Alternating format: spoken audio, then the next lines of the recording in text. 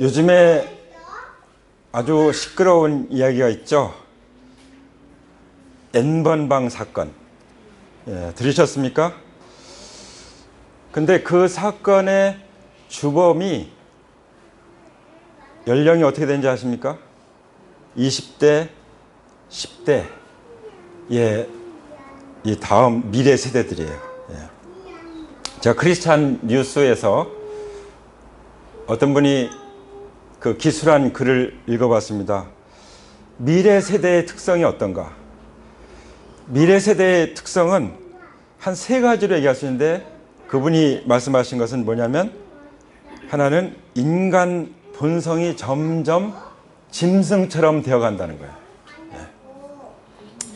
셀프 러브, 그야말로 자기 사랑의 그 한계를 넘어서 이제 완전 짐승처럼 되어간다고 진단을 하는 것을 봤습니다. 그리고 두 번째는 그 모든 바탕에는 무신론이 있어요. 무신론. 무신론 공산주의처럼 무신론, 유물론이죠. 유물론. 그래서 이 무신론이 아주 절정화되어 간다는 것이죠.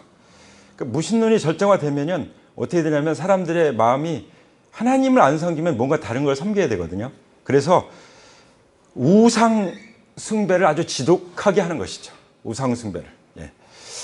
그리고 세 번째는 어떤 특징이 있냐면, 미래의 그 세대의 특성을 보면 국가 의존적이다.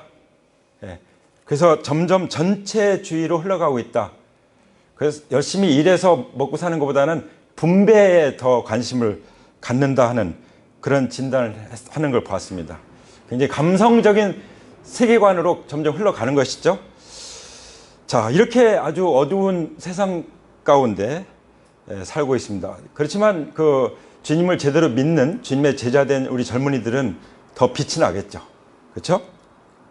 자, 현재 한번 나의 그 이런 어두운 가운데 사는 나의 그 어떤 인격과 나의 신앙과 나의 삶은 어떤지 한번 생각을 해보면 좋겠어요.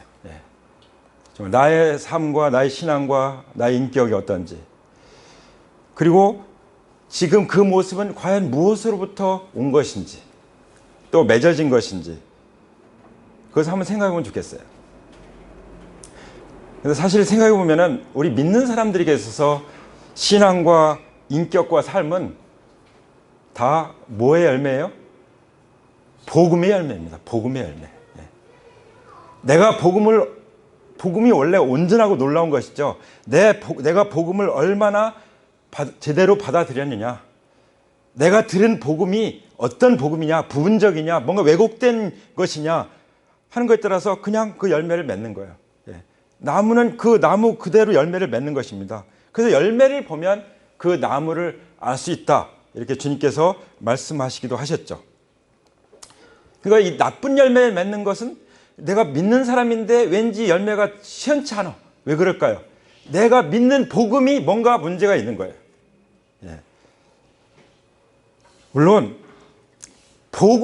올바른 복음을, 정말 온전한 복음을 전해도 마음밭이 안 좋으면 이게 안 돼요. 그렇죠? 이 말씀의 씨가 뿌리면 어떤 그 마음밭에서만 열매를 맺는다고 했죠? 좋은 땅. 좋은 땅이 뭐죠? 좋은 땅? 좋은 땅은 착하고 좋은 마음으로 그 말씀을 받고 그 말씀을 지키는 사람들, 그 말씀을 믿고 그 말씀대로 따라가는 사람들이 바로 좋은 밭이에요. 좋은 밭. 그러니까 우리의 마음밭도 중요하죠. 그렇죠? 복음도 온전한 복음이어야 되고 마음밭도 좋은 밭이어야 돼요. 그리고 또 하나는 우리 교회가 성도들을 올바르게 잘 양육을 해야 돼요. 그렇죠? 그렇게 할 때 그 신앙의 인격과 또 삶이 아주 아름답고 풍성한 열매로 맺어질 수 있다고 믿습니다. 아멘입니까? 자, 그런데 지금 우리가 살고 있는 세상은 우리의 원수가 있어요. 어떤 원수가 있죠? 마귀가 있죠. 사탄 마귀가 있어요. 그럼 사탄 마귀가 하는 일이 뭘까요? 성경은 분명히 말씀하십니다. 사탄 마귀가 하는 일에 대해서 고린도후서 4장 3절 4절에서 뭐라고 말씀해 주셨냐면, 이 세상 신, 이 세상 신이 바로 이제 마귀죠.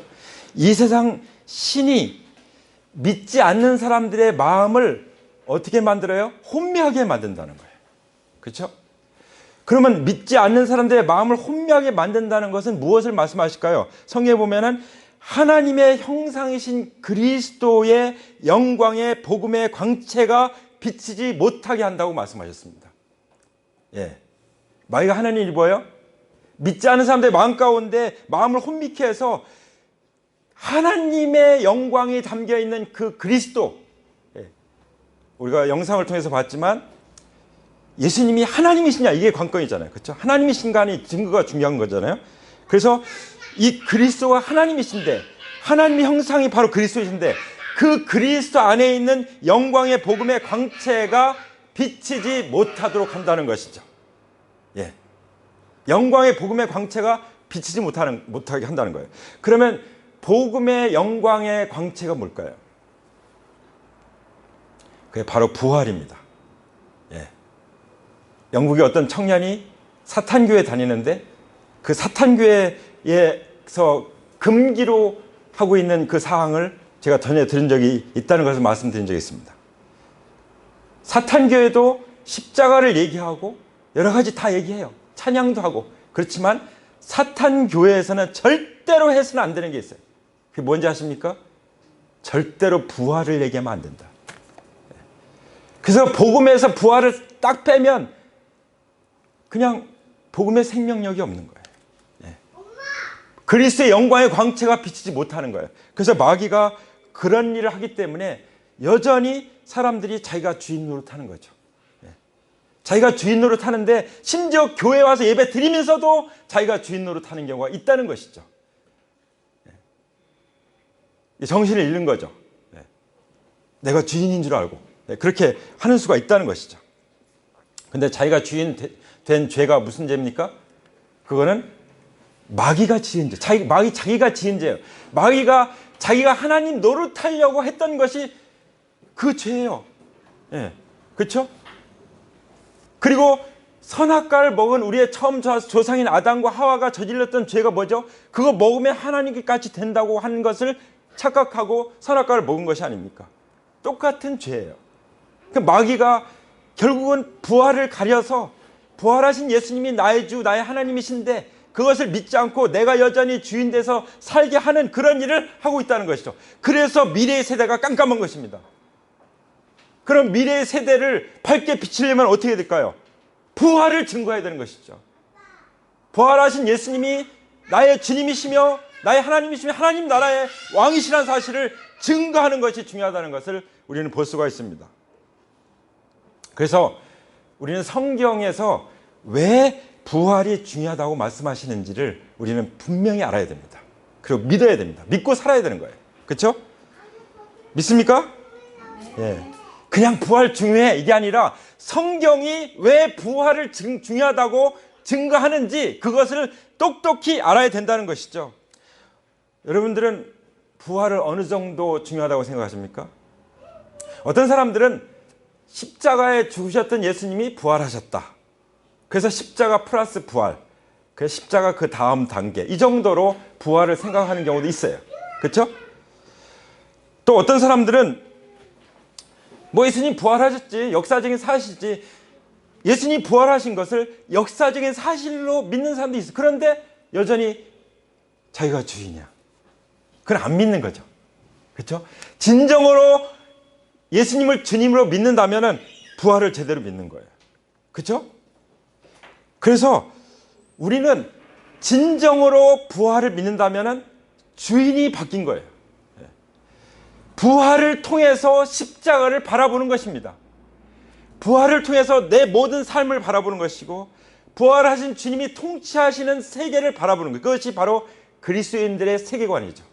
그것이 바로 성경의 세계관입니다. 그래서 하나님 나라의 관점으로 성경 전체를 바라보는 거예요. 우리의 모든 삶을 바라보는 것이죠. 그렇기 때문에 온전한 복음 가운데서 놀라운 열매를 맺게 되는 줄 믿습니다. 그렇다면 성경은 왜 부활이 중요하다고 말씀하실까요? 먼저 성경은 부활이 없으면 뭐라고 말씀하십니까? 우리의 믿음이 헛되대요. 우리 믿음. 우리 그리스도인들에게서 믿음을 빼면 뭐가 남습니까? 아무것도 없죠. 부활이 없다면, 예수님이 죽은 자 가운데서 살아나지 않았다면 우리의 믿음 자체가 헛것이라는 거예요. 자, 우리의 믿음이 헛것이면 또 어떤 문제가 생깁니까? 여전히 우리가 죄 가운데 머물러 있을 수밖에 없다는 것입니다. 왜 그렇죠? 예수님이 부활하지 않았는데 어떻게 주님이세요? 부활하신 주님이 나의 주님이 아니신데, 내 믿음이 헛것인데 내가 어떻게 죄에서 자유로울 수가 있어요? 자유로울 수가 없는 거예요. 성경에 보면은 고린도전서 1장에 이런 말씀이 있습니다. 유대인들은 표적을 추구한다. 헬라인들은 지혜를 추구한다. 요즘에는 뭘 추구하죠? 포스트 모더니즘 이 시대에는 주로 감성을 추구하죠. 유대인들은 표적 신앙을 추구했어요. 헬라인들은 뭔가 지성적인 신앙을 추구했어요. 그리고 이 시대에는 감성적인 신앙을 많이 추구하는 것 같습니다. 그런데 성경은 뭐라고 말씀하십니까? 그러나 우리는 십자가에 못 박히신 그리스도를 전한다. 할렐루야. 예.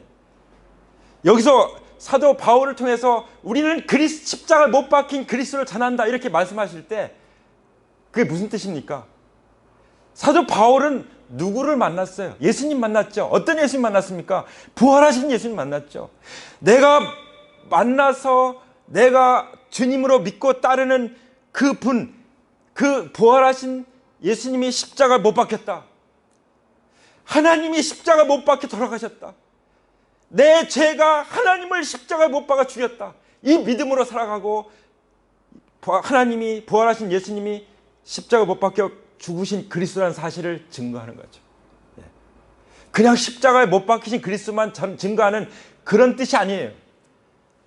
나의 주님, 나의 하나님이신 예수님이 십자가에 못 박히신 그리스도다, 이것을 증거하는 것이죠. 할렐루야. 바로 그리스도께서 하나님이시라는 사실을 증거하는 것입니다. 그래서 성경은 부활이 중요하다고 말씀하십니다.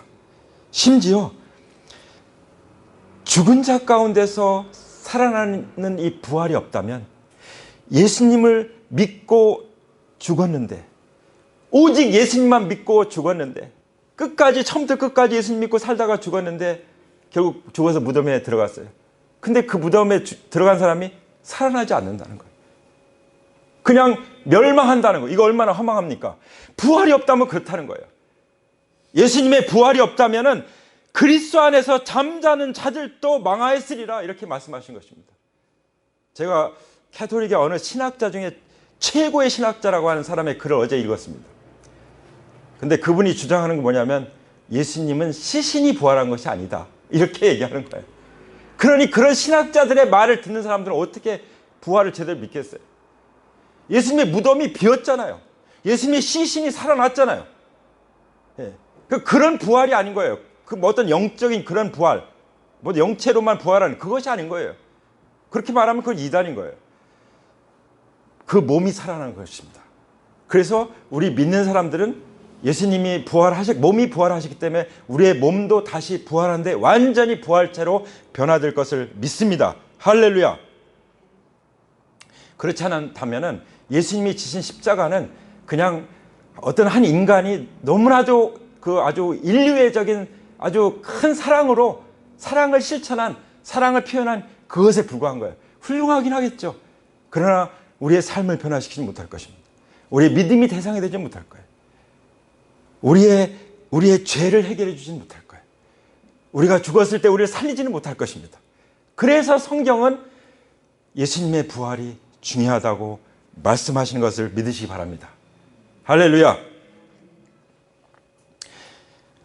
그리고 로마서 4장에 보면은 또 뭐라고 말씀하시냐면, 4장 25절에 예수는 우리 범죄함을 위하여 내어줌이 되고 또한 우리를 의롭다 하시기 위해서 살아나셨느니라. 할렐루야. 잘 들어보세요. 이 말씀 속에 제대로 복음이 증거되고 있어요. 예수님이 십자가에 죽으신 것은 뭐 때문이에요? 우리가 죄인으로 태어났고, 죄인으로 태어났기 때문에 내가 주인 돼서 사는 이 범죄를 하면서 살아갈 수밖에 없었는데, 그러한 나를 대신해서 주님이 대속 제물이 되셔서 십자가에 죽으셨다는 거예요. 그 말씀입니다. 그렇죠? 그리고 예수님이 죽으셨는데 나의 죄를 완전히 대속해 주셨다는 것을 무엇으로 증거합니까? 죽은 자 가운데서 다시 살아나셔서 이제 나는 더 이상 죄인이 아니야. 나는 하나님 보시기에 의로운 사람이야. 라고 우리에게 증거해 주고 이제 그리스도 안에 있는 자에게는 결코 정죄함이 없다는 것을 확증해 주는 것이 뭐예요? 그것이 바로 부활이라는 것을 말씀해 주신 것입니다. 예수님의 부활이 있기 때문에 우리는 더 이상 정죄받지 않는 거예요. 우리의 죄를 용서하셨을 뿐만 아니라 우리를 더 이상 죄인으로 보지 않으신 것입니다. 할렐루야. 하나님의 자녀로 보시는 것입니다. 아멘. 이것이 성경이 말씀하시는 부활이 중요하다는 말씀이에요. 두 번째는 어떤 말씀입니까? 로마서 1장에 보면은 1장 3, 4절에 그런 말씀이 나오죠. 3절에 보면은 그 예수님이 그 사람의 몸을 입고 오신 다윗의 혈통으로 그야말로 인간의 계보를 통해서 오신 것을 볼 수 있어요.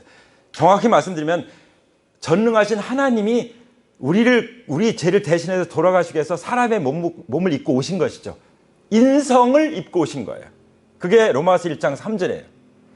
그런가 하면 그 다음 절 로마서 1장 4절에 보면 뭐라고 말씀하십니까? 성결의 영으로는 예수님이 죽은 자 가운데 다시 살아나도록 하신 것을 통해서 예수님을 하나님의 아들로 확증하시고 선포하셨다고 말씀하십니다. 할렐루야. 예수님의 부활이 아니면은 예수님이 하나님이신 것과 하나님의 아들이신 것을 확증할 길이 없다는 거예요. 우리가 예수님을 하나님의 아들이라고 선포한다면 그건 누가 그걸 믿겠어요? 그렇죠? 그거는 그냥 거짓말 같은 거죠. 그러나 성경은 분명히 말씀하십니다. 사람의 몸을 입고 오신 이 예수님은 죽은 자 가운데서 다시 살아나심으로 말미암아 하나님이시고 하나님의 아들이신 것이 확증됐어요. 그렇기 때문에 예수님이 나의 주님이 되시고 나의 하나님이 되신 것입니다. 예수님이 나의 주님이시고 나의 하나님이시라는 사실을 확증해 주신 결정적인 증거가 뭐라고요? 그게 부활인 것입니다. 아멘? 네. 지금으로부터 2000년 전에 그 예수님이 그 못 박히셨던 그 갈보리 언덕에 십자가가 3개가 있었어요. 왜 3개죠? 하나는 예수님이 지신 십자가. 또 양 옆에는 어떤 십자가가 있었죠? 강도가, 사형수, 강도가 이제 십자가에 달려 있었죠. 누가 왼편이고 누가 오른편인지는 알 수 없지만 전 그게 궁금해요. 누가 오른편, 누가 왼편이었는지. 구원받은 강도가 어느 편에 있었는지가 궁금한데 저는 아마 오른편에 있을 거라고 생각이 듭니다. 왜냐하면 오른쪽이니까. 네. 확인하고 싶어요. 그때요, 한 강도가 뭐라고 그러는지 아십니까? 예수님 비방했어요. 근데 뭐라고 그러냐면 내가 그리스도가 아니냐. 그리스도라는 것을 말해요. 내가 그리스도가 아니냐. 그런데 내가 그리스도라면 내려와서 우리를 구원해라. 나를 구원해라. 사실 마귀도요, 예수님이 하나님의 아들이신 것을 믿어요. 귀신들도 믿고 떤다고 그랬잖아요. 그러니까 그 예수님에게 다가가가지고 귀신들이 하나님의 아들이라고 막 그러니까 귀신들의 고백은 하나님이 받기를 원하시지 않으세요. 정말 예수님을 나의 주님으로 나의 하나님을 믿고 믿는 그런 사람들이 하나님 아버지 앞에서 주님의 이름을 높이고 찬양하는 걸 원하시는 거죠. 그렇죠? 그 믿음 가운데 드리는 예배를 받으시는 거예요. 신령과 진정으로 예배 드리는 걸 받으시기 원하시는 거죠. 자, 근데 다른 편 강도의 얘기를 들어보세요. 하나는 그 사람을 꾸짖어 이르되 내가 동일한 정죄를 받고서도 하나님을 두려워하지 않느냐. 우리는 우리 죄 때문에 죽는 것이 마땅하다고 생각한다. 근데 이분이 행한 것은 우리가 행한 일에 상당한 보응을 받는 것이니 이에 당연하거니와 이 사람이 행한 것은 옳지 않은 것이 없느니라.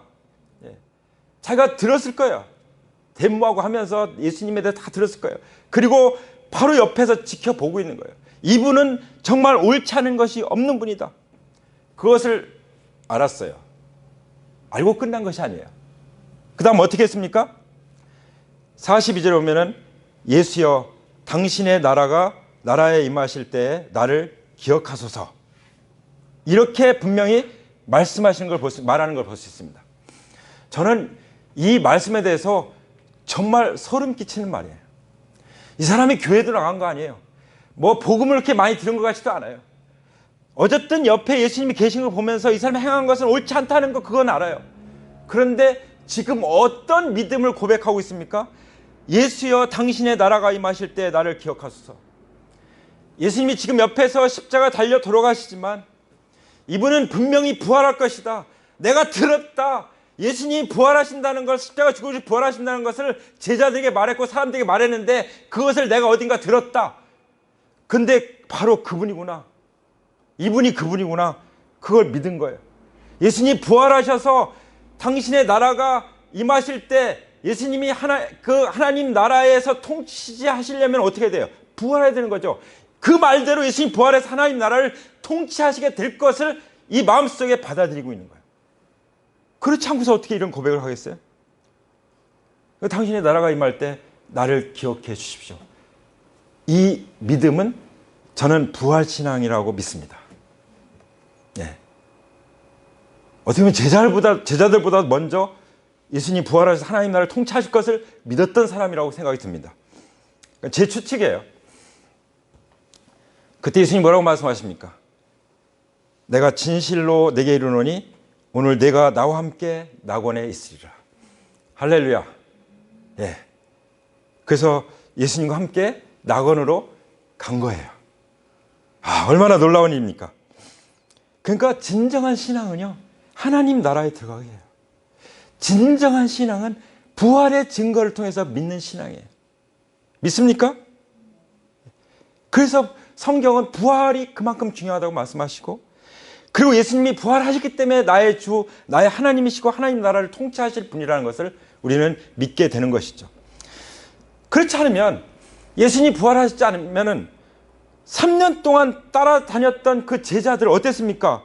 예수님 십자가 돌아가실 때 다 도망간 제자들이 어떻게 예수님 하나님이라고 믿을 수 있었겠습니까? 그렇죠? 이사야서 9장 6절에 예언되어 있습니다. 전능하신 하나님이 이제 한 아기로 올 것인데 그분이 전능하신 하나님이다. 영존하신 아버지다. 평강의 왕이다. 이렇게 증거를 했는데 예수님이 십자가 죽으시고 무덤에 계시다면 어떻게 그 말씀을 누가 믿을 수 있어요? 어떻게 예수님이 전능하신 하나님이고 영존하신 아버지고 평강의 왕이라는 걸 믿을 수 있습니까? 이 말씀은 부활을 통해서 확증된 것입니다. 아멘? 감사하죠? 부활을 통해서 우리가 믿을 수 있으니까. 그래서 부활이 그만큼 중요하다는 걸 말씀하십니다. 예수님이 무슨 기적을 많이 해서 믿은 게 아니에요. 먹을 거 많이 줘가지고 믿은 거 아니에요. 먹을 거 많이 먹다가 주다가 나중에 다 떠나가잖아요. 예수님이 제자들한테 너희들 가려느냐? 이렇게 말씀하시잖아요. 그렇죠? 뭐 말씀이 좋아서 예수님의 인격이 훌륭해서 예수님을 믿었습니까? 훌륭한 사람으로 믿었겠죠. 그러나 그분들이 하나님으로 믿어서 주인을 바꾸고 삶이 변하지는 않았을 거예요. 그래서 예수님께서 부활하셔서 그리스도를 예언한 구약의 예언들을 완벽하게 성취하셨기 때문에 역사 속에 계셨던, 실존하셨던 그 예수님이 하나님이시라는 이 진실이 확증된 것이죠. 저는 예수님을 4대 성인으로 놓는 거에 대해서 너무 불만이 많은 사람이에요. 물론 복음을 전할 때 예수님이 4대 성이라는 것을 사람들이 인정한다는 자체로 인해서 그걸 가지고 복음을 전하긴 하지만, 왜냐하면 예수님이 이 땅에 계실 때 내가 십자가에 죽을 거다, 너희들의 죄를 위해서, 그리고 부활할 거다 이렇게 증거를 했는데, 만약에 예수님이 부활 안 했으면 어떻게 4대 성인에 넣겠어요? 거짓말인데, 사기꾼인데, 종교 사기꾼인데, 그런 사람을, 그 이단 사기꾼 같은 사람을 그 4대 성인에 넣겠어요? 넣었다는 자체는 예수님의 십자가 부활을 인정한다는 거잖아요. 예. 그래서 오히려 다행이라고 생각하지만, 그럼에도 불구하고 예수님을 지금 무덤에 있는 사람들과 같이 이렇게 비교하는 것은 말이 안 되죠. 그렇죠? 그분들은 피조물들인데 예수님은 하나님이시고 부활을 통해서 이것을 분별할 수가 있는 것입니다. 아멘?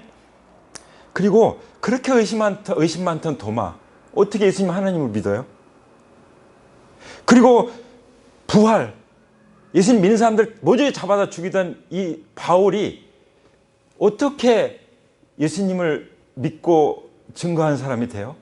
부활이 아니면. 그렇죠? 예수님의 그 동생들이 있었죠. 야고보, 요셉, 시몬, 유다, 그리고 누이 동생들. 형 집에 가. 사람들이 미쳤대. 형 미쳤대. 이랬던 그 동생들이 어떻게 예수님을 하나님을 믿습니까?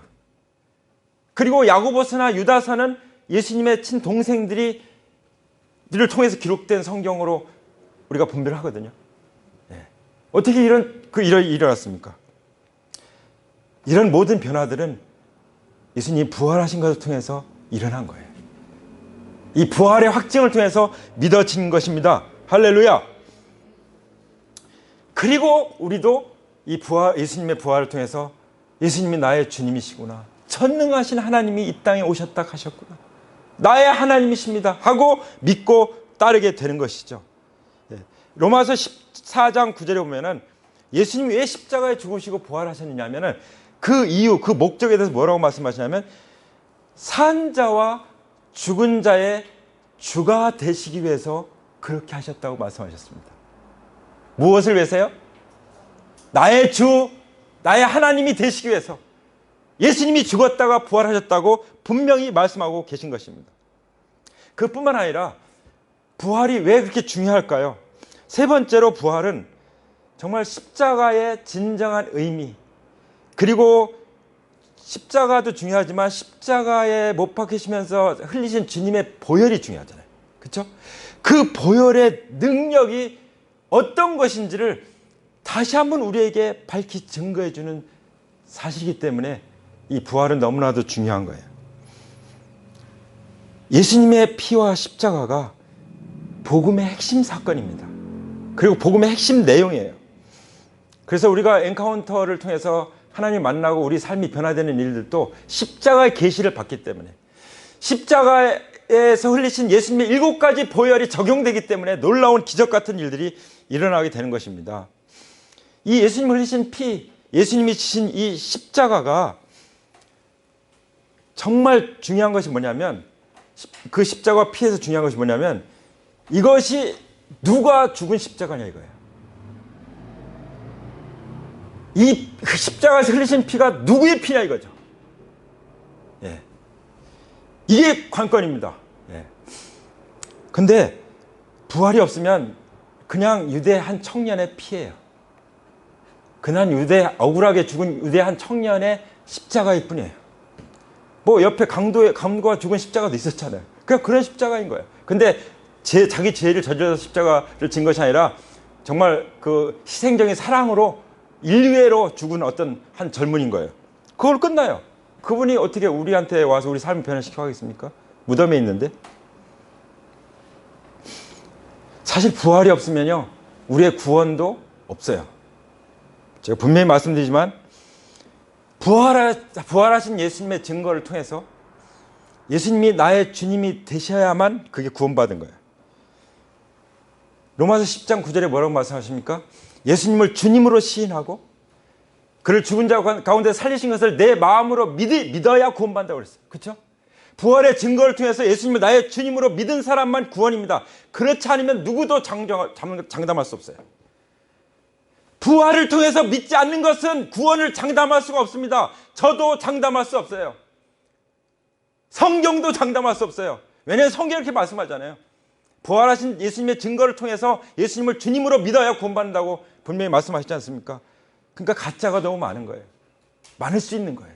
심각한 문제이죠. 그래서 예수님이 부활하심으로써 하나님이 십자가에 달리셨구나. 내 죄가 하나님을 십자가에 못 박혀 죽게 했구나. 내 죄를 깨끗게 하기 위해서 하나님의 피가 흘렸구나. 이것을 우리가 알고 믿게 될 때 얼마나 우리가 감사하고 감격하고 흥분하게 됩니까? 그 은혜와 그 사랑 때문에 우리의 삶을 다 불살라서 내줘도 이게 마음이 안 차는 거예요. 어떻게 그 은혜를 갚겠어요? 어떻게 그 사랑에 보답하겠어요? 그래서 살든지 죽든지 내 몸에서 그리스도가 종기 되기를 원하는 마음으로 사도 바울처럼 살아가는 것이 아닙니까? 그뿐만 아니라 사도행전 20장에 보면은 사도 바울을 통해서 에베소 교회 장로들을 초청해서 수양회를 할 때, 밀레도에서 수양을 할 때 그 말씀하시잖아요. 감독들에게 하나님이 자기 피로 사신 교회를 치게 하셨다. 제가 교회를 사랑하는 것도, 사랑하게 된 것도, 우리가 교회를 사랑하는 것도 왜 사랑하는 겁니까? 부활을 통해서 하나님의 피를 흘리셨기 때문에, 그 교회가 하나님의 피로 사신 교회이기 때문에 우리는 교회를 사랑할 수밖에 없는 거죠. 그래서 요즘에 레위 족속들의 그 믿음을 보니까요, 자기 가정도 아주 하찮게 여길 정도로, 예수님 말씀하신 대로 자기 가족까지 그야말로 예수님을 사랑하는 걸 생각하면 가족을 미워할 정도로 하지 않으면 내 제자가 되지 못한다. 그런 뉘앙스의 말씀하시잖아요. 그게 가족을 미워하는 뜻입니까? 가족을 사랑하는 걸 성경을 가르치고 있죠. 근데 최고의 사랑인 부부 사랑, 부모 사랑, 자식 사랑, 그거보다도 비교할 수 없는 사랑으로 사랑할 수밖에 없는 그분이 누구예요? 예수님이시죠. 나의 하나님이시죠. 하나님을 진정으로 사랑하면 부모를 공경하게 돼 있고 자녀를 올바르게 사랑하게 되는 거죠. 그렇죠? 그리고 하나님 피로 사신 교회를 위해서 사는 거예요. 사도 바울은 그리스도의 몸된 교회를 위해서, 하나님이 자기 피로 사신 교회를 위해서 정말 그야말로 그리스도의 남은 고난을 내 육체에 채워놓으라 이렇게 고백했죠. 예. 그리스도께서 무슨 고난을 남겨놓으시겠어요? 근데 이 성도들이 겪는 이 고난 모든 것을 그리스도의 남은 고난으로 여겼겠죠. 그래서 그리스도의 남은 고난을 내 육체에 채운다고 그렇게 고백하는 것을 볼 수가 있습니다. 우리도 그런 마음을 갖지 않습니까? 무슨 증거로요? 예수님이 부활하신 증거를 통해서. 할렐루야. 예수님이 대속해서 죽으신 것은 하나님이 나를 대속해서 죽으신 것이요, 예수님이 흘리신 피는 하나님이 흘리신 피요. 그렇기 때문에 사도행전은 무슨 책이에요? 부활 증인 행전인 거예요. 부활을 증거하는 책인 거예요. 사도행전은 처음부터 끝까지 부활을 증거함으로써 부활을 통해서 주인이 바뀐 사람들이 모인 공동체를 세우고 그 공동체가 하나님 나라를 펼쳐가는 하나님 나라 운동인 거예요. 엑스처치 무브먼트가 바로 그런 거 아닙니까? 사도행전 1장에 보면은 성령님이 임하시기 전에 뭐가 필요했냐면은 부활 증인의 공동체 팀이 이루어져야 됐어요. 다시 말하면 가룟 유다가 예수님을 배신하고 배반하고 떠나갔기 때문에 그 자리를, 왜냐하면 열둘은 하나님 나라의 통치의 그 의미니까 채워야 됐어요. 누굴 채웠습니까? 물론 마띠아를 채웠죠. 제비 뽑아가지고. 그 자격이, 제자의 자격이 누구였습니까? 12 제자의 팀을 이루는 자격이. 세례 요한 때부터 지금까지 출입하면서 우리와 함께한 사람, 다시 말하면 예수께서, 우리와 더불어 예수께서 부활하심을 증언할 사람이 되게 하여야 하리라. 바로 부활을 목격한 사람이라야 자격이 됐던 거예요. 왜냐하면 부활을 증거해야 되니까. 그래서 그 부활 증인의 팀이 딱 12팀 하나님 나라의 그 의미가 딱 이루어졌을 때 성령님이 강력하게 임하셔서 그 다음 뭐 했죠? 부활을 증거하는 거죠. 사도행전 1장 8절에 보면은 땅끝까지로 내 증인이 되리라. 내 증인이 되리라. 내 증인이 누구예요? 이미 부활하신 다음에 성령님이 오셔서 성령의 권능으로 부활하신 예수님을 증거하라는 말씀이죠. 그렇죠? 그래서 사도행전은 뭐 계속 보면은 부활을 증거하는 책이에요. 그 기록이에요. 그 활동이에요. 사도행전 2장 32절에도 이 예수를 하나님이 살리신지라 우리가 다 이 일의 증인이로다. 사도행전 3장 14절 15절에도 생명의 주를 죽였도다. 그러나 하나님이 죽은 자 가운데서 그를 살리셨으니 우리가 이 일의 증인이라. 나를 증거하는 얘기가 아니에요. 나의 뭐 지식을 증거하고 그런 게 아니에요. 그냥 예수님 부활하셨다는 그 부활하신 예수님을 증거하라는 것이죠. 사도행전 4장 33절부터 35절에 보면은 사도들이 큰 권능으로 주 예수의 부활을 증언하니 우리가 큰 은혜를 받아. 예. 은혜를 어디서 받았어요? 부활을 증거하니까.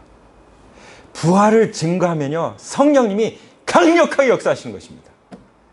예. 부활하신 예수님 바로 하나님이시다. 주님이시다. 하나님 나라가 왔다. 회개하고 하나님 예수님을 믿어라. 주님으로 믿어라. 주인 바꿔라. 내가 주인을 사는 것이 얼마나 불행인지 아느냐. 그래서 내가 힘든 것이다. 우리가 증거할 때 성령님이 강력하게 역사하신 것입니다. 죄에 대해서, 의에 대해서, 심판에 대해서 세상을 책망하시는 것입니다. 아멘. 그리고 이 은혜를 받기 때문에, 큰 은혜를 받기 때문에 이제 자기가 주인이 아닌 거예요. 그러니까 자기 것을 자기 것이라고 하지 않고 그걸 팔아서 나누고 하는 거죠. 그래서 그 어려운 때요, 그 중에 가난한 사람이 없었다고 그랬어요. 무신론 공산주의가 아니에요. 하나님의 사랑 때문에 부활을 증거해서 큰 은혜를 받아서 주인이 바뀌니까 나누는 거죠. 이게 11조의 의미가 아닙니까? 할렐루야. 그래서 부활은 정말 중요한 것입니다. 마지막으로 부활은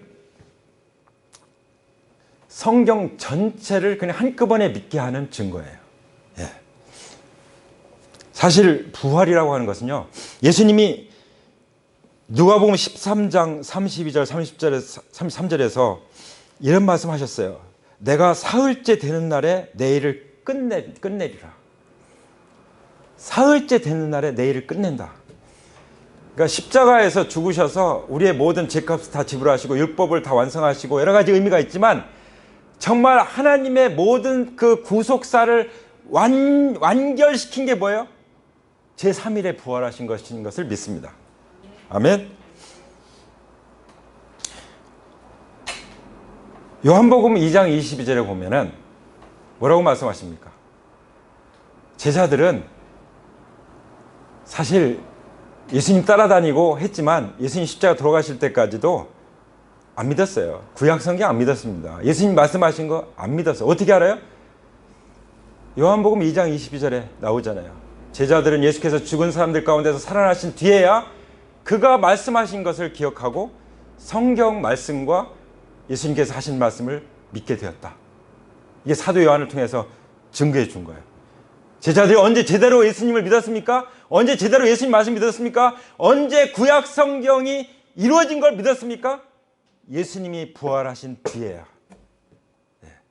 그러니까 그때 변화가 일어난 거예요. 그렇죠? 그때 변화가 일어난 것입니다. 그리고 다 믿었어요. 구약 성경 한꺼번에. 그죠? 예수님 하신 말씀도 한꺼번에 다 믿었어요. 저는 성경을 믿기가 참 어려울 때가 있었는데 어떻게 믿게 됐냐면은, 그 예수님이 하나님이신데, 그리고 우주 만물을 창조하시는데 그까지 홍해 가려는 거 못 갈라? 이렇게 생각했는데 부활을 통해서 믿으니까 더 강력해요. 이게 더 센 믿음이에요. 그렇죠? 부활의 증거를 통해서 예수님을 하나님을 딱 믿는 믿음이 확증되니까 아주 강력해요. 그래서 부활의 관점에서 복음을 전하면 복음 전하는 게 너무 쉽습니다. 복음은 주인을 바꾸게 하는 거니까. 그리고 죄가 뭔지를 분명하게 증거하는 거니까. 믿지 않는 것이, 뭘 믿지 않는 것이 죄라는 것을 아주 선명하게 증거할 수 있잖아요. 예수님이 주인이신 것을 믿지 않고 자기가 주인되어 사는 것이 예수님이 말씀하시는 죄라고 하는 사실을 증거할 수 있기 때문에 아주 강력하고 아주 쉽습니다. 신명기 29장 6절에 보면은 주님께서 말씀하십니다. 나는 너에게 필요한 것을 주어서 내가 바로 주 너희의 하나님임을 너희에게 알리고자 하였다. 우리가 살아가면서 하나님이 공기도 주시고 햇빛도 주시고 물도 주시고 먹을 것 주시고 우리가 살아갈 수 있는 모든 것들을 다 주시는 이유가 무엇이라고 말씀하십니까? 바로 하나님이 주님. 성경은 딱 한마디로 요약하면 뭐예요? 나는 주다. 나는 주 하나님이다. 근데 이 땅에 전능자 하나님이 다녀가시는데 그 예수님이 주님이시라는 증거가 뭐라고요?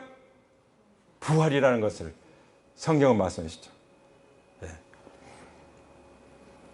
다시 말씀드리지만 이와 같이 부활은 예수님이 나의 주님이시며 나의 하나님이심을 확증하는 것입니다. 그래서 부활을 통해서 또 십자가를 믿게 돼요. 예. 그리고 십자가의 보혈이 얼마나 큰 능력인도 믿게 돼요. 예. 부활을 통해서 십자가를 보지 않으면 정확히 알 수가 없어요. 그렇죠? 부활을 통해 십자가를 볼 때 나를 위해서 하나님이 자기의 목숨을 내어주셨구나. 자기의 피를 흘리셨구나. 만약에 예수님이 하나님 피가 아니면은 어느 사람의 피면 그 피 썩어서 다 없어졌는데 그 피가 어떻게 지금 우리 죄를 용서하고 그 피가 우리가 어떻게 우리 죄를 질병을 치유하고 어떻게 우리를 자유케 하겠습니까? 그렇죠? 그 피가 살아있는 피이기 때문에 능력이 있는 줄 믿습니다. 아멘. 그리고 십자가의 보혈은요 완전히 정말 해결 안 되는 게 없어요. 어떤 회장님이 예수님 피 한 방울이면 된다고 그랬어요. 어제는 어떤 분이 간증했어요. 예수님이 피 한 방울만 흘리셔도 모든 걸 다 해결할 수 있는데 모든 피와 물까지 다 쏟아주셨다고. 넘치는 은혜, 넘치는 능력, 넘치는 사랑, 넘치는 용서인 거예요. 믿습니까? 그래서 이 부활은요, 부활의 복음은 하나님의 승부수예요. 창세기 3장 15절에 뭐가 나옵니까? 뱀의 후손이 여자의 후손과 이렇게 대항하는 얘기가 나오죠. 뱀의 후손이 여자의 후손의 발꿈치를 상하게 할 것이요. 여자의 후손은 뱀의 머리를 상하게 할 것이다. 그게 무엇입니까? 마귀가 우리 인간을 계속 지배하는 그 핵심이 뭐죠? 죄와 죄의 값인 사망이죠. 죄와 죄의 값인 사망. 이것을 해결해야만 우리는 자유케 되는 거예요. 근데 예수님이 어떻게 하셨습니까? 십자가에서 피 흘려 죽으심으로 우리의 죄를 다 해결해 주시고 또 장사되셨다가 3일 만에 성경대로 다시 살아남으로써 죄의 값인 사망을 해결해 주신 것입니다. 아멘. 그래서 십자가 부활은 하나님의 승부수인 거예요. 이미 마귀의 권세를 짓밟아 버리신 거죠. 할렐루야. 네. 그래서 우리는 마귀에게 끌려다니면 안 돼요. 선포해야 돼요. 예수님 십자가에서 죽으시고 부활하셨다. 선포해야 되는 것입니다. 내가 하나님 노릇하려고 했지. 나도 내가 하나님 노릇하려고 나 이렇게 힘들게 살았다. 이제 더 이상 나의 주인이 내가 아니다. 마귀 너도 아니다. 하나님이시다. 나의 주, 나의 예수님이시다. 이렇게 선포하면요, 마귀는 벌벌 떨어요. 도망갈 수밖에 없어요. 믿으십니까? 그래서 부활을 그냥 한 사건이나 그냥 지식으로 중요해 이렇게 생각하면 안 돼요. 성경에서 말씀하시는 그대로 정말 그대로 말씀을 가지고 내 마음속에 딱 확증하고 있어야 돼요. 네. 그러면 우리는 날마다 승리할 줄 믿습니다. 주님이 십자가 부활로 마귀를 정복하고 승리해서 왕으로서 이제 하나님 나라를 통치하시고 우리가 그래서 하나님 나라의 초대를 받은 거죠. 성령을 거듭나서 분명히 말씀드립니다. 그런데도 여전히 내가 주인 노릇하고 있다면 구원받은 게 아니에요. 왜냐하면 분명히 로마서 14장 9절에서 그리스도께서 죽은 자 가운데서 다시 살아나신 것은 산 자와 죽은 자의 주가 되려 하심이라고 말씀하셨잖아요. 그렇죠?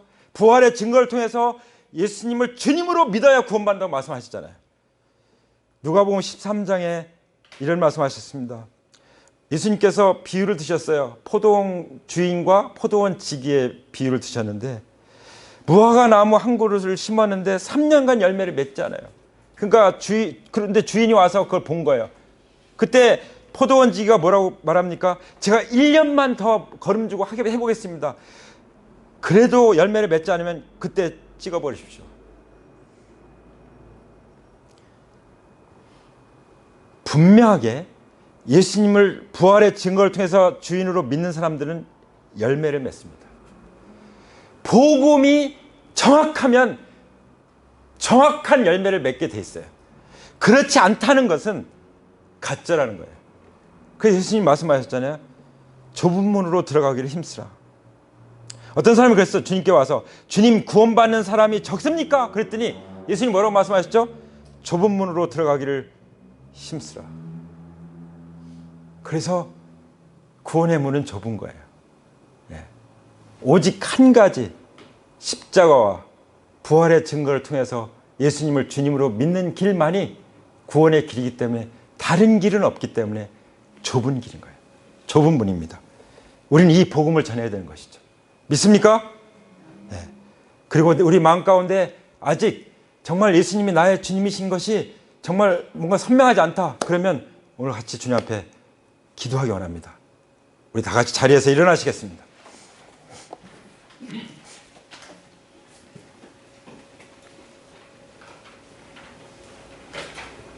우리 두 손을 모으고 주님 앞에 나가기 원합니다. 주님 앞에서 직면하기 원합니다. 내가 정말 구원받은 사람인가? 내가 부활의 증거를 통해서 예수님을 진정으로 나의 주님으로 믿었는가? 그렇게 믿고 사는가? 한번 진단해 보기 원합니다. 예수님께서 말씀하셨습니다. 죄의 대람은 제가 나를 믿지 아니하며. 성령님은 책망하십니다. 부활하신 예수님을 나의 주님으로 나의 하나님으로 믿지 않고 사는 것에 대해서 책망하십니다. 죄에 대해서, 의에 대해서, 심판에 대해서 책망하신 것입니다. 예수님을 주님으로 믿지 않는 죄에 대해서, 그 더러운 옷과 같은 자기 의에 대해서, 그리고 그것이 이미 다 심판받았다는 사실에 대해서 성령님은 책망하고 계신 것입니다. 이 시간 성령님께서 우리 마음을 책망하신 것을 느끼십니까?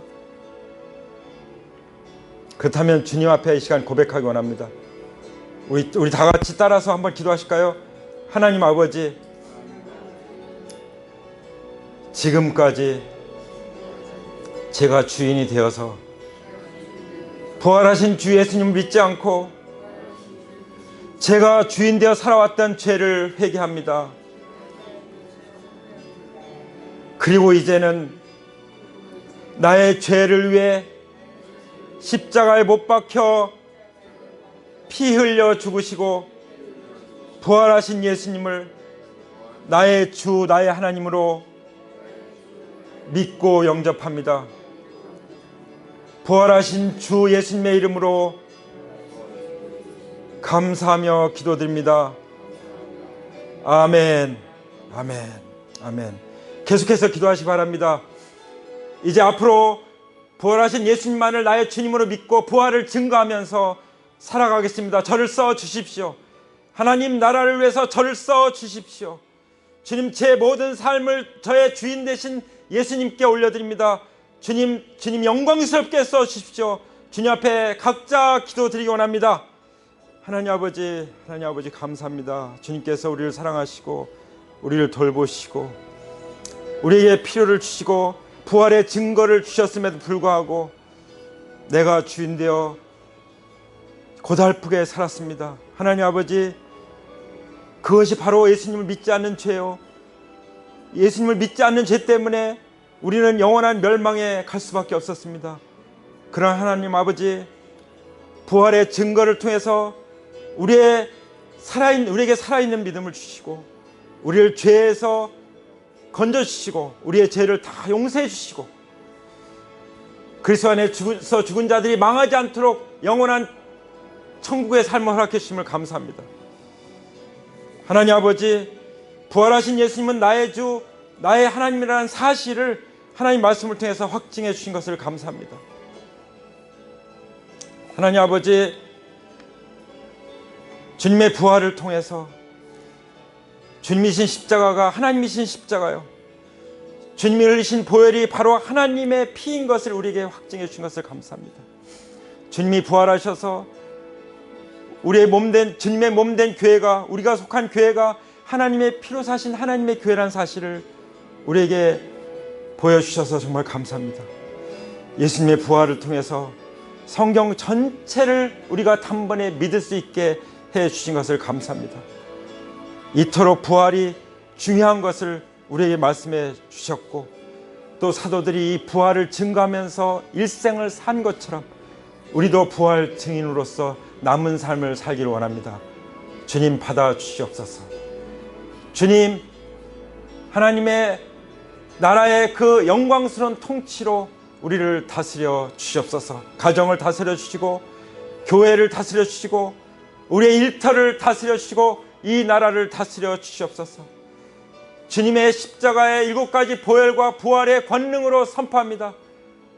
우리 모두가 하나님 앞에서 철저하게 굴복하게 해주시고 복음을 온전히 받아들이게 해주시고 복음으로 말미암아 우리의 믿음과 인격과 우리의 삶이 변화되게 해주셔서 아버지 하나님께서 이 모든 재앙을 다 걷어가 주시기를 기도합니다. 아버지 하나님 감사합니다. 주님의 이름을 높입니다. 부활하신 주님께 찬송을 드립니다. 영광을 돌립니다. 부활하신 주님, 나의 주 나의 하나님이십니다. 전능하신 하나님이 이 땅에 단행하신 나의 하나님이십니다. 다스려 주시옵소서. 우리 주 예수 그리스도의 이름으로 감사하며 영광 돌립니다. 아멘. 우리 하나님께 영광의 박수 올려드리겠습니다.